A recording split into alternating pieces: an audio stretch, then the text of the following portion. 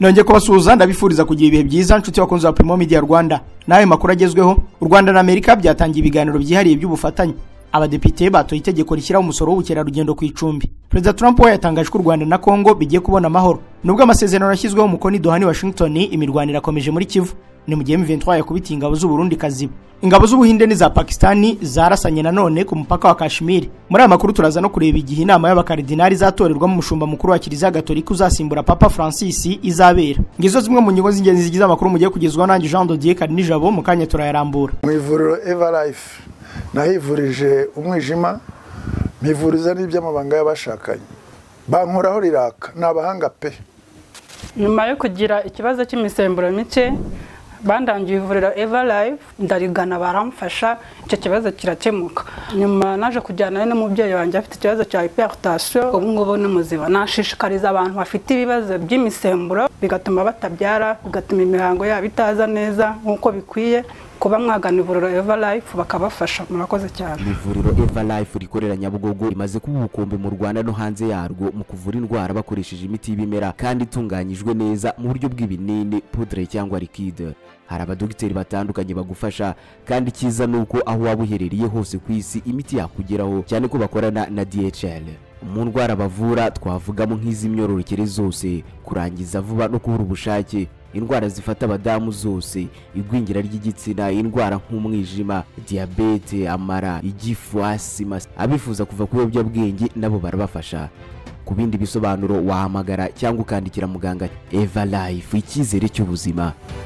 Bahinzi borozi namwe bashoramari muri izo nzego ntibikiri ngombwa kugurisha umusaruro wanyu cyangwa iri muri stoke muvuye aho muri. Ukimenya urubuga AfriSellers ubutandukanye n'ingendo wakoraga no kwibaza aho umusaruro wawe uzagurishirizwa kugeza naho gupfiriyeho. AfriSellers ni urubuga ruhuza bifuza kugura no kugurisha umusaruro w'ibikomoka ku buhinzi n'ubworozi aho baherereye hose ku isi. Uramutse ufite depo y'ibigori cyangwa ibindi binyampeke, ntuzirirwe ushaka isoko, kuko ukiza umusaruro kuri AfriSellers dufatanya kumushakira abawugura kandi bikamufungurira imiryango ku bafite amastoke bari hanze bakeneye umusaruro bikomoka muri Afrika. Namwe abari muri diaspora, uru rubuga rubereka umusaruro uri ahantu hatandukanye muri Afrika ku biciro bibanogeye. Wifuza kandi kugura umusaruro w'ibikomoka ku buhinzi n'ubworozi aho uri hose ku isi, ntuzava aho uri, uzasure AfriSellers. Abifuza ko tubashyirira uwo musaruro ku isoko cyangwa abifuza kuwugura, nimusure urubuga rwacu wa@afrisellers.com. Hari ibyo wifuza kurangura cyangwa kugurisha mu bihugu bigize Afrika y'Iburasirazuba nk'umuceri wa Tanzania, kawunga y'Ubugande, ikawa yo mu Rwanda n'ibindi, nawe tugane.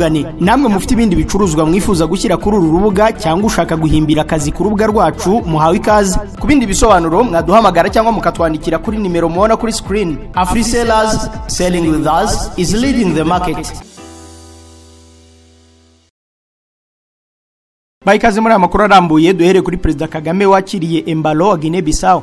Perezida Paul Kagame yakiriye mugenzi wa Guinea Bissau Umaro Embalo Sisoko baganira ku buryo bwo gushimangira umubano mu ngeri zifitiye inyungu impande zombi no ku bibazo by'isi n'umugabane muri rusange. Embalo yakoreye uruzinduko i Kigali ku gicamunsi cy'ejo kuwa mbere, akaba yaherukaga i Kigali mu kwezi kwa 7 2024 mu muhango w'irahira rya Perezida Paul Kagame. Perezida Kagame mu 2023 yagiriye uruzinduko muri Guinea Bissau ndetse bijyanye n'ibikorwa byiza yakoreye abanyarwanda n'abanyafrika muri rusange, ndetse akaba n'inshuti y'iki gihugu. Embalo Sisoko amwambika umudari w'icyubahiro witiriwe intwari Amilcar Cabral yarwanyije ubukoroni ku mugabane wa Afrika kandi yanasuye inzu ndangamurage yayo. Imbere ya Perezida Kagame na Embalo Sisoko, icyo gihe abasirikare ba Guinea Bissau baririmbye indirimbo yumvikanisha ubutwari bw'ingabo z'u Rwanda igira iti: ingabo z'u Rwanda turakomeye, twakubise umwanzi arahunga.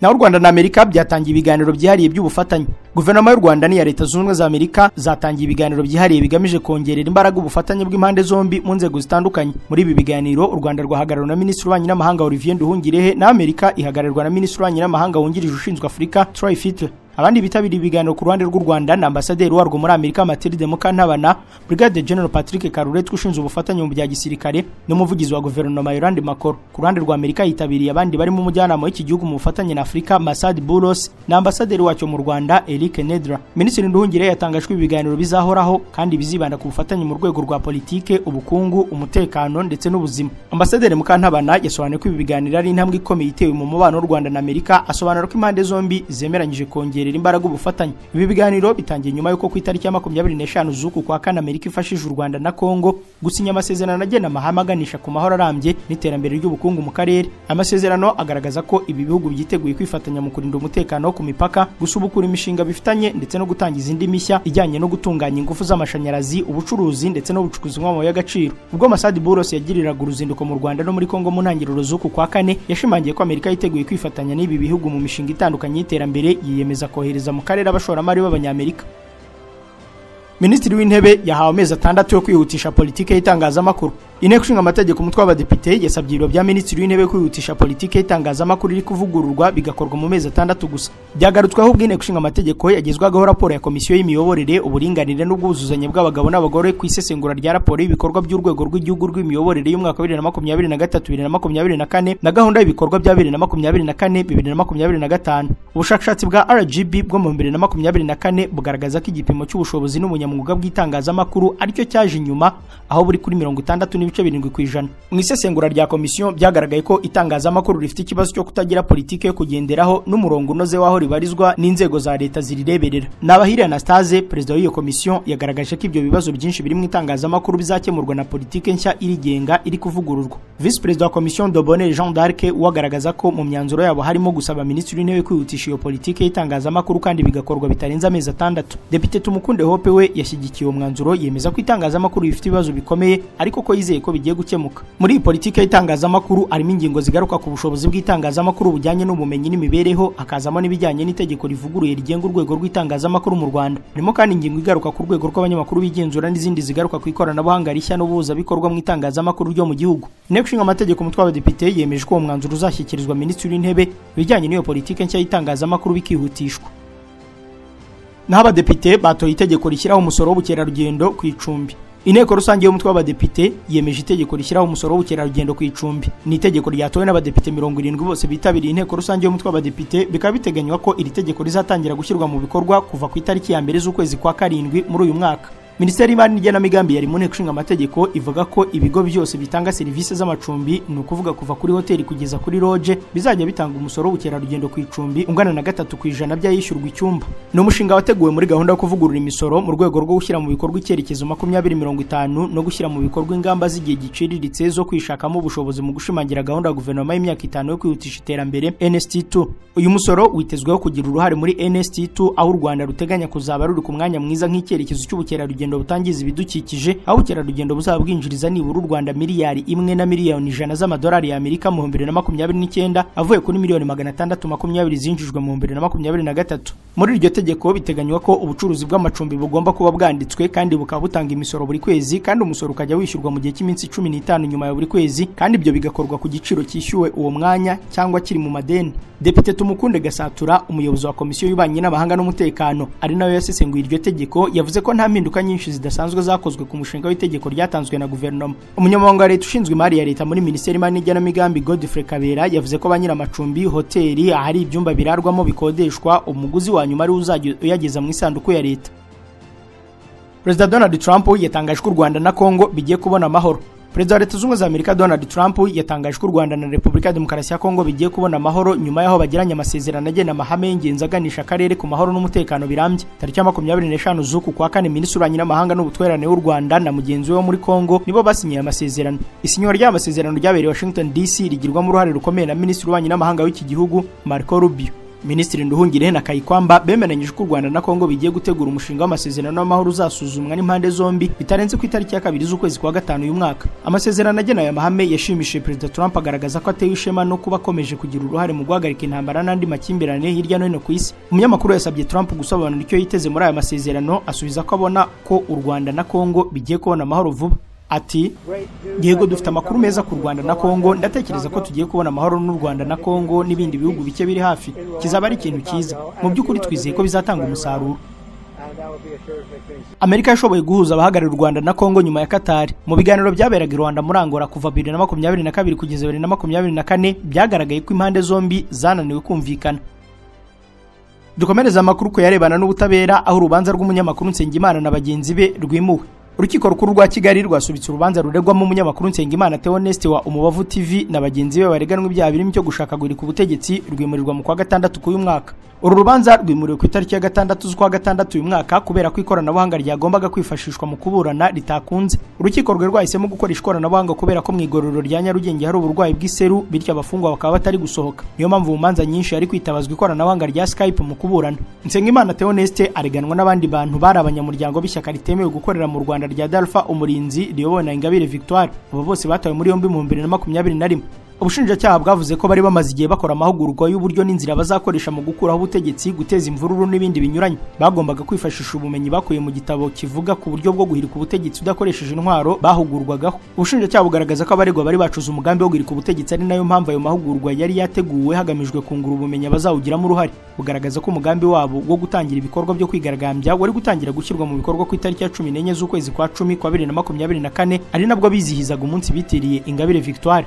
Abaregwa bose bari bamaze kwiregura nubwo ufatwa nk'umuhuzabikorwa w'umugambi Sibomana Sylvain yaratararangiza ingingo zose z'ubwiregure bwe. Kuri iyi nshuro ikindi cyagombaga gukorwa nuko muri uru rubanza hanahamagajwe umutangabuhamya nyuma y'ubusabe bw'abaregwa ngo ko bifuzaga kumuhata ibibazo bijyanye n'uko amakuru menshi ubushinjacyaha bushingiraho bo barega ari we wayatanze. Nyuma yo kubaza umutangabuhamya biteganyijwe ko ubushinjacyaha buzatanga icyifuzo cyabwo n'abaregwa bakagira icyo bakivugaho mbere y'uko urubanza rupfundikirwa. Nubwo urubanza ruri kugana ku musozo bivugwa ko umunyamakuru Nsengimana Theoneste yirukanye abanyamategeko be aribo Maître Felicien Gashema na Brice Bikotwa abaziza ko batamusanga muri gereza kugira ngo abashe gutegurana urubanza. Tukiri mu makuru arebana n'ubutabera, umukozi w'umujyi wa Kigali yikomye umukozi wa RIB avuga ko yamufungishije. Umukozi w'umujyi wa Kigali wakoreraga mu murenge wa Kigali yikomye umukozi wa RIB ko yamufungishije amuhimbira ibyaha atakoze. Ubushinjacyaha burarega umukozi w'umujyi wa Kigali witwa Harerimana Saverien ushinzwe ubwubatsi n'ibikorwa remezo mu murenge wa Kigali ibyaha byo gusaba no kwakira indonke no gukoresha ubashabwa n'amategeko mu nyungu ze bwite. Ubushinjacyaha buvuga ko kuva mu 2021 uriya mukozi yagiye atanga impushya mu buryo bunyuranyije n'amabwiriza yerekeranye no gusana cyangwa kubaka inzu, ibikoni, ubwiherero, kuvugurura no guhindura inyubako. Uhagarariye ubushinjacyaha avuga ko uriya mukozi w'umujyi yagiye atanga ibyangombwa tubahirije amabwiriza nko kubaka igikoni, agatanga icyangombwa kirengeje ibipimo byagenwe kandi atabanje kubaza ubuyobozi bw'akagari kuko butabaga bubizi.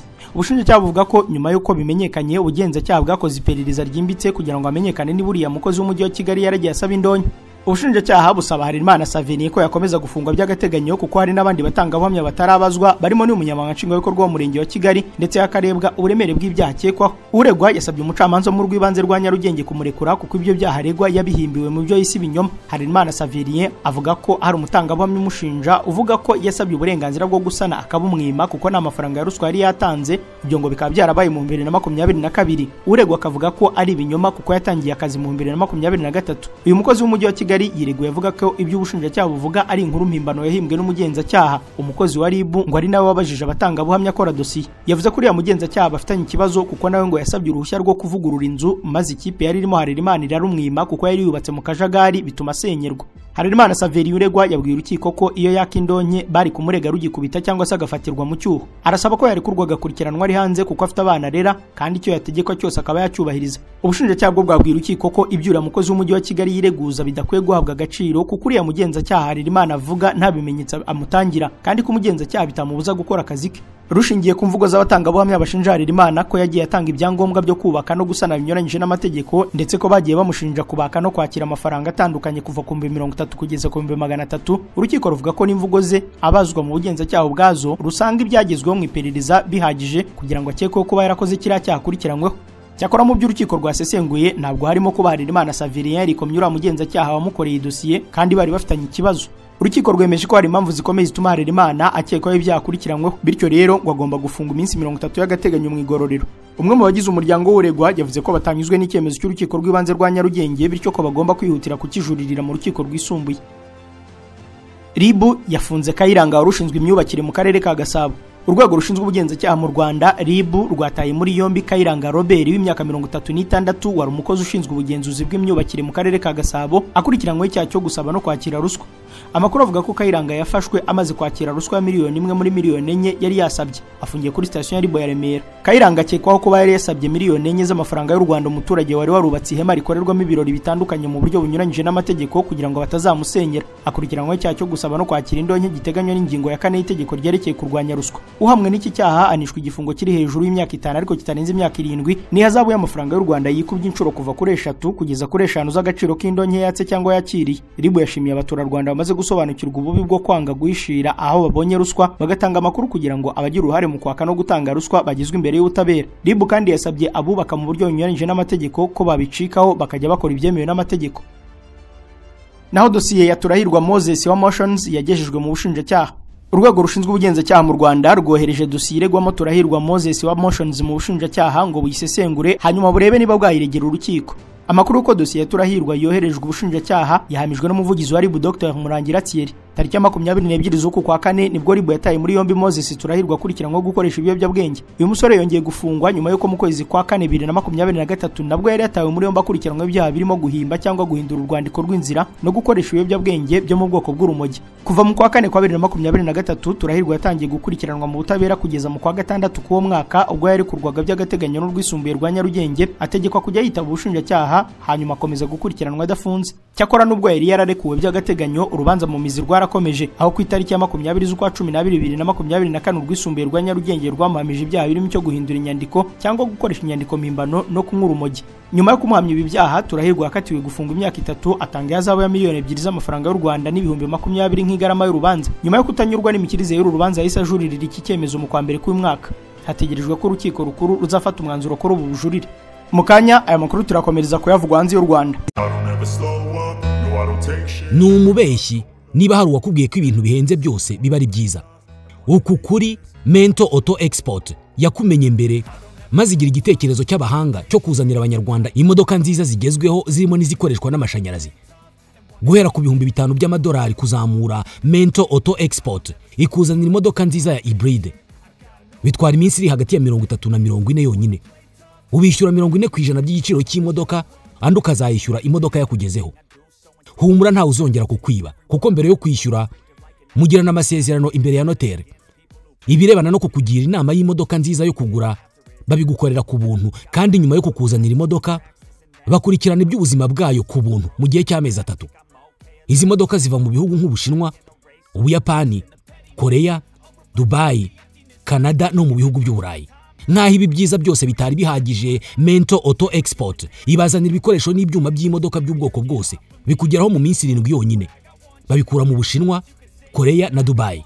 Bahamagare kuri 07 35 85 00 90 cyangwa wandike ubutumwa kuri WhatsApp kuri 07 87 88 66 cyangwa ugana aho bakorera mu nyubako ya Town Center Building TCB inyuma ya Centenary House muri floor ya 3 mu muryango nimero 025B. Wanasura urubuga rwabo rwa internet wa@mentomotors.com cyangwa ukabandikira email kuri info@mentomotors.com. Mento Auto Export, you trust we deliver. Urifuza ikinyobwa kikumara inyota ariko cyuzuye intungamubiri? Ngwino nkuze n'abakuzanira ibinyobwa bya Brava byihariye kuba bifite isukari nke ariko bikaba ntagereranywa mu buryohe. Brava Juices zikozwe 100% mu mbuto z'umwimerere bigafasha umubiri wawe kwiyubaka mu gihe nawe uryoherwa kugera ku nyota. Nta zindi produits z'inkorano zongerwamo dushakisha ubundi buryohe. Byose ni umwimerere kuko buri uko usomye kuri Brava Juices mu moko yazo arenga 10 umunezero ibyishimo n'akanyamuneza nibyo bigutaha. Nawe ngwino uhabwe ikaze mu isi y'abasirimu. Gana iduka rikwegereye mu Rwanda hose baguhe Brava Juices. Namwe mwifuza kurangura mwazibariza muri Kilan International ni mwiduka riherereye mu mujyi rwagati unyuze ku muhanda wo munsi ya La Galette ujya hahoze Premier Betting ni ku muryango nimero 5. Ushobora no kutubariza kuri 0788 68 67 21. Makuru avugwa hanze y'u Rwanda nubwo amasezerano yashyizweho umukono i Doha ni Washington imirwanire akomeje muri Kivu. Iminsi 6 irashize guverinoma ya Kongo n'umutwe w'inyeshyamba M23 bigizwemo uruhare na Katari bashyize umukono ku itangazo rihuriweho n'impande zombi ziyemeje guharanira amahoro hagamijwe guhagarika intambara burundu. Nyuma y'iminsi 2 Kongo n'u Rwanda byashyize umukono ku itangazo ry'amahame i Washington byemeranya kubahana mu bijyanye n'ubusugire bwa buri gihugu. Nyamara nubwo ibyo byemeranyijweho imbunda ntiziraceceka muri Kivu y'Amajyaruguru n'Iyepfo aho imirwano ikomeje, bityo bikaba bishobora kubangamira umuhati w'inzira za diplomasi. Muri Kivu y'Amajyepfo amakuru atangazwa na Radio Okapi aravuga ko inyeshyamba za M23 zafashe Kaziba Centre muri territoire ya Walungu nyuma y'imirwano yatangiye kuwa gatandatu na Wazalendo ifatanyije n'ingabo za Kongo. Uku gutera imbere kwabahaye kugera mu misozi miremire ya Minembwe aho bivugwa ko hagotewe abarwanyi batwirwaneho Gumino na Androide kuri ubu nabo babarizwa mu ihuriro AFC. Hagati amakuru adafitiwe gihamya kandi aravuga ko inyeshyamba ziri gushimangira ibirindiro byazo muri territoire za Kabare na Karehe. Muri Kivu y'Amajyaruguru inyeshyamba za M23 bivugwa ko zavuye mu birindiro byazo Kibati zerekeza Warikari. Ku rundi ruhande Masisi naho imirwanira kaze aho nkiyabaye kuwa gatanu yahuje abarwanyi ba M23 n'inyeshyamba za APCLS ahantu hatandukanye mu murenge wa Oso. Ababikurikirana hafi rero baravuga ko kutizerana hagati impande zombi ku ruhande rumwe no kuba nta buryo bwo kugenzura ihagarikwa ry'imirwano hamwe n'imitwe myinshi yumva ibintu mu buryo butandukanye bishobora guhungabanya ingufu za diplomasi zikomeje gushyirwa mu gushaka umuti w'ibibazo by'umutekano byabaye karande muri Repubulika ya Demokarasi ya Kongo. M23 yakubitiye ingabo z'u Burundi ikaziba. Umutwe wa M23 wisubije agace ka Kaziba gaherereye muri territoire ya Walungu muri Kivu y'Amajyepfo nyuma yo kwirukana ihuriro ry'ingabo za leta ya Kongo. M23 yafashe aka gace nyuma y'imirwano ikomeye yahisakiranyije n'abarwanyi imitwe ya Wazalendo ifatanya ku rugamba n'ingabo za leta ya Repubulika ya Demokarasi ya Kongo. Ni imirwano kandi amakuru ahamya ko yarimo n'ingabo z'u Burundi. Amakuru avuga ko imirwano yafashe indi ntera mu masaha y'umugoroba ibyatumye Wazalendo n'abarundi bakwira imishwaro nyuma yo gucanwaho umuriro. Kaziba yabaye sheferi ya kabiri yo muri territoire ya Walungu umutwe wa M23 ugezemo nyuma ya Ngweshe izi nyeshyamba zafashe ku itariki ya 10 z'ukwezi kwa gatatu uyu mwaka. N'abasirikare 5 ba Kongo bishwe n'amabandi. Abasirikare 5 bo mu ngabo za Repubulika ya Demokarasi ya Kongo bishwe n'amabandi ya isashimuta n'umushino umwe mu ntara ya Tanganyika. Radio Okapi ivuga ko abantu bitwaje intwaro bateze igico bica abasirikare 5 mu ngabo za FARDC banashimuta umushino. Byabereye muri territoire ya Karimi mu ntara ya Tanganyika nkuko byavuzwe n'abahatuye. Icyo gitero cyabereye ku muhanda Karimi Kabimba mu gace kitwa Kipoli mu birometero 50 uvuye Karimi. Imodoka zarimo bari abasirikare n'umushinwa zaguye mu gico cyatezwe n'abantu bitwaje intwaro. Amabandi yateye imodoka zarimo abasirikare ahita barasabyo gupfa, 5 muri bo bahasiga ubuzima, undi umwe arakomereka ariko nawe nyuma yaje gupfa nkuko byemejwe na Radio Okapi. Undi wakomeretse ni umushoferi waje kujyanwa kwa muganga. Ayo mabandi kandi yatwaye bunyaga umushinwa ukorera uruganda rwa sima rwitwa GLS. John Mutombo umuyobozi wa territoire ya Karimi yabwiye Radio Okapi ati twabuze abasirikare 5 bari baherekeje abashinwa bagiye Karimi. Yavuze ko bamaganye iki gitero cyaguyemo abasirikare ba leta muri ubu buryo. Ibikorwa byo gushimuta abashinwa bikunze kuba muri uriya muhanda wa Karimi Kabimba. Mu 2024 abasirikare 4 ba FARDC bari baherekeje imodoka z'abashinwa bishwe n'amabandi yitwaje intwaro anashimuta abashinwa 4 ba societe GLC muri Karagace. Abo bashinwa baje kurekurwa aruko hatanzwe amafaranga. Bwa mbere Korea ya Ruguru yemeje ko yohereje ingabo zo gufasha Uburusiya muri Ukraine. Ku nshuro ya mbere Korea ya Ruguru yemeje ko yohereje ingabo kurwanira Uburusiya mu ntambara burimo na Ukraine. Mu nkuru yaciye mu gitangazamakuru cya leta igisirikare cya Korea ya Ruguru cyavuze ko cyafashije ingabo z'Uburusiya kubohoza byuzuye akarere ko ku mupaka ka Kursk ku itegeko ryatanzwe na Perezida Kim Jong Un. Pyongyang itangaje ibi nyuma y'iminsi mike umugaba mukuru w'ingabo z'Uburusiya Valery Gerasimov ashimye ubutwari bw'ingabo za Korea ya Ruguru bukaba bwari ubwa mbere yemeye ku mugaragaro ubufasha bw'izo ngabo. Mbere abategetsi b'ibihugu by'uburengerazuba bari babwiye BBC ko babona ko nibura abasirikari 1000 kubagera ku 10,000 ba Korea ya Ruguru biciwe muri iyi ntambara mu mezi 3 ashize. Valery Gerasimov yavuze ko Moscow igenzura akarere kose ka Kursk k'Uburusiya, ibyo Ukraine yahakanye. Mu gusubiza ku byatangajwe na Pyongyang, Leta Zunze Ubumwe za Amerika zavuze ko kuri ubu Korea ya Ruguru igomba kwirengera ingaruka zo gushoza intambara. Mu mwaka ushize Korea y'Epfo hamwe n'abatasi b'ibihugu by'uburengerazuba bagiye batangaza ko Pyongyang yohereje ibihumbi by'abasirikare mu karere ka Kursk. Icyemezo cyo koherezaho ingabo cyari kigendanye n'amasezerano yo gufashanya mu bya gisirikare hagati ya Moscow na Pyongyang. Perezida Kim avuga ko Korea ya Ruguru n'Uburusiya byerekanye ubucuti n'ubuvandimwe bwabyo i Kursk, yongeraho ko ubucuti bwashimangiwe n'amaraso buzafasha kwagura umubano mu buryo bwose. Vladimir Putin na Kim Jong Un basinye amasezerano yo gufashanya mu gihe haba ari igihugu gitewe muri ibi byombi. Inzobere mu bya gisirikare zivuga ko ingabo za Korea ya Ruguru zoherejwe bivugwa ko ari zo mu mutu udasanzwe witwa Storm Corps zidafite ubumenyi buhagije ku ntambara zo muri iki gihe. Dukomereza amakuru kuri Perezida Putin n'ubundi watangaje agahenge mu ntambara hanganyemo na Ukraine. Perezida w'Uburusiya Vladimir Putin yategetse ingabo ze guhagarika imirwano mu gihe cy'amasaha 72 ubwo hazaba hizihizwa isabukuru y'imyaka 80 ishize Leta Zunze Ubumwe z'Abasoviyete zitsinze abanazi bo mu Budage mu ntambara ya kabiri y'isi. Aka gahenge kazamara iminsi 3 kazatangira mu ijoro ry'itariki ya 8 z'ukwezi kwa gatanu gasozwe ku itariki ya 10 z'uko kwezi. Ibiro bya Perezida w'Uburusiya byatangaje ko agahenge kashyizweho kagambiriye koroshya ibikorwa by'ubutabazi, bityo ko muri iyo minsi nta bikorwa byo guhangana n'ingabo za Ukraine bizakorwa. Gusa Uburusiya bwavuze ko ingabo za Ukraine nizirenga kuri ako gahenge buzazisubiza. Tariki ya 9 z'ukwezi kwa gatanu buri mwaka Uburusiya bwizihiza umunsi mukuru w'intsinzi bwishimira ko Leta Zunze Ubumwe z'Abasoviete zatsinze abanazi bo mu Budage. Itangazo rigira riti Uburusiya bwongeye kugaragaza ko bwiteguye ibiganiro nta mananiza abanje gushyirwaho bigamije gukemura umuzi w'intambara yo muri Ukraine n'ibiganiro bifite intego hamwe n'abafatanyabikorwa mpuzamahanga. Uburusiya bwaherukaga gutangaza agahenge kuri Pasika. Naho ingabo z'Ubuhinde n'iza Pakistani zakozanyijeho mu gace ka Kashmir. Ingabo z'Ubuhinde n'iza Pakistani zarasanyeho n'imbunda nto ku mupaka wa Kashmir mu ijoro rya gatatu ry'amakimbirane yiyongera nyuma y'igitero cy'abarwanyi cyahitanye ba mukerarugendo mu gace kayobowe n'Ubuhinde mu karere katavugwaho rumwe. Ubuhinde bwavuze ko ingabo zabwo zasubije amasasu y'imbunda nto yarashwe n'abasirikare ba Pakistani ku mupaka utandukanye ibice bigenzurwa n'Ubuhinde na Pakistani muri Kashmir. Biravugwa ko uku kurasa naho nta muntu kwahitanye nk'uko inkuru ya Deutsche Welle ibitangaza. Inama y'abakardinali zatorerwamo umushumba mukuru wa Kiliziya Gatolika uzasimbura Papa Francis witabye Imana yashyizwe ku itariki ya 7 z'ukwa gatanu k'uyu mwaka. Ni icyemezo cyafashwe n'abakardinali bateraniye i Roma bemeza ko iyi nama izabera muri Chapelle Sistine i Vatican. Papa atorwa n'abakardinali 120 bari munsi y'imyaka 80. Magingo ya Kiliziya Gatolika ifite abakardinali 138 hirya no hino ku isi bakiri mu nshingano, ariko bose hamwe n'abagiye mu kiruhuko cy'izabukuru ni 240. Ni ukuvuga ko Papa mu gihe atorwa abandi bakardinali bita ku ihame ry'uko buri gihe Kiliziya Gatolika ibifite abagera ku 120 batarengeje imyaka 80. Conclave ntabwo iba rimwe ngo ihitirangira kuko abakardinali bakomeza guhurira muri Chapelle 16 bagakora amatora kugeza igihe Papa mushya abonekeye. Nta minsi runaka igenewe conclave, gusa nyinshi muzagiye ziba maraga hagati y'umunsi 1 n'5, aho buri munsi haba hakorwa amatora inshuro enye, 2 mu gitondo na 2 nyuma ya saa sita. Hashobora kuba amatora inshuro runaka hakabura umwe mu bakardinali ugira 2/3 by'amajwi kugira ngo atsinde bagasubiramo kugeza abonetse. Iyo abakardinali bakoze amatora inshuro 33 zose nta Papa mushya uraboneka, bahita bafata abakandida 2 bagize amajwi menshi kurusha abandi, noneho bagakora irindi tora ugize amajwi menshi muri bo akaba ari uba Papa. Muri icyo gihe ku mbuga ya Bazilika yitiriwe Mutagatifu Petero abahuzuye abakristo Gatolika benshi bategereje kumenya Papa mushya ugiye kuyobora Kiliziya. Iyo amaze gutorwa ahita yambara ikanzu yera nawe akaza kuri rya baraza akageza ijambo rye rya mbere ku bakristo Gatolika abagiye kuyobora mu buzima asigaje. Bakunzi ba Primo Media Rwanda, inkuru y'itorwa rya Papa niyo dusoreje amakuru ari kugarukaho. Reka mbashimire ko mwarimu yakurikiye, mbararikire gukomeza kureba ibindi biganiro biri kuri urubuga. Mugira amahoro. Kia Sorento, Kia Niro, Prius, Tucson n'izindi modoka z'ikoranabuhanga rihambaye zikomeje kugendana n'iterambere ry'igihugu cyacu. Ariko se mbibarize, bantu mwese muri kuguriza imodoka n'izindi z'ikoranabuhanga rihambaye, mwaba muzigura muteganya maintenance yazo? Mwaba se mutekereza no kubatekinisiye bazikora? Nje kongera kubibutsa ko izi modoka z'ikoranabuhanga zirenze kura amasupana n'inyundo byakoreshwaga n'abakanishi ba zamani. No.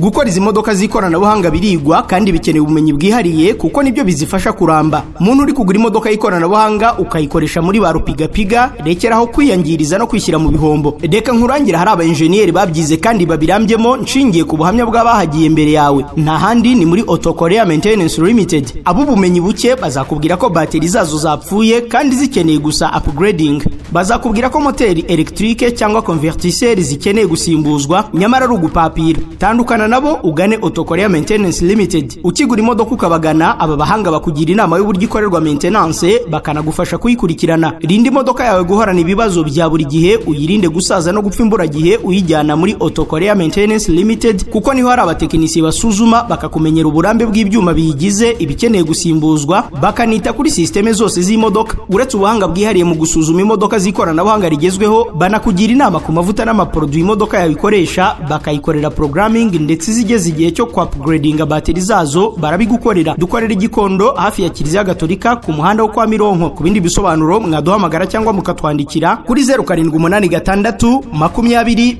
60 54. Auto Korea Maintenance Limited, igisubizo ku modoka z'ikoranabuhanga mu Rwanda.